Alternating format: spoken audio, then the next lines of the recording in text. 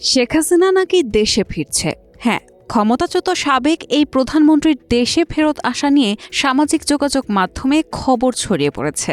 একটি স্ক্রিনশটের মাধ্যমে দাবি করা হচ্ছে, যুক্তরাষ্ট্রের প্রেসিডেন্ট ডোনাল্ড ট্রাম্প এক্সে পোস্ট করেছেন, Sheikh Hasina is coming back as Bangladesh PM soon. তবে রিউমার স্ক্যানারের অনুসন্ধানে নিশ্চিত হওয়া গেছে ডোনাল্ড ট্রাম্প এমন কোনো পোস্ট করেননি।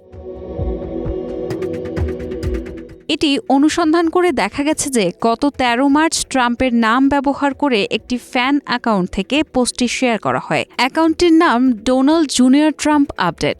দেখেই বোঝা যায় যে এটি ট্রাম্পের অফিসিয়াল অ্যাকাউন্ট নয়, বরং তার সম্পর্কে নিয়মিত আপডেট দেওয়ার জন্য পরিচালিত একটি পেজ।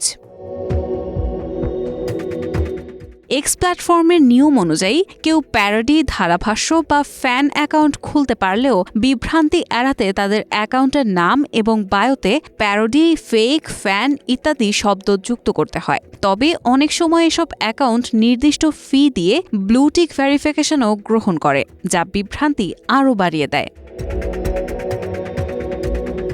রিউমার স্ক্যানার টিমের অনুসন্ধানে জানা যায়, শেখ হাসিনার দেশে ফেরার বিষয়ে যুক্তরাষ্ট্রের প্রেসিডেন্ট ডোনাল্ড ট্রাম্প এক্সে কোনো পোস্ট করেননি, বরং ট্রাম্পের নাম ব্যবহার করে তৈরি একটি ফ্যান অ্যাকাউন্টের স্ক্রিনশট ব্যবহার করে এই ভুয়া দাবি ছড়ানো হয়েছে। ডোনাল্ড ট্রাম্প ছাড়াও এক্স প্ল্যাটফর্মে ইলন মাস্ক, ভ্লাদিমির পুতিন সহ অনেক বিখ্যাত ব্যক্তির নামে ভুয়া অ্যাকাউন্ট রয়েছে। রিউমার স্ক্যানারের প্রতিবেদনে নিশ্চিত করা হয়েছে যে শেখ হাসিনার দেশে ফেরা নিয়ে ডোনাল্ড ট্রাম্পের পোস্টের দাবি সম্পূর্ণ মিথ্যা।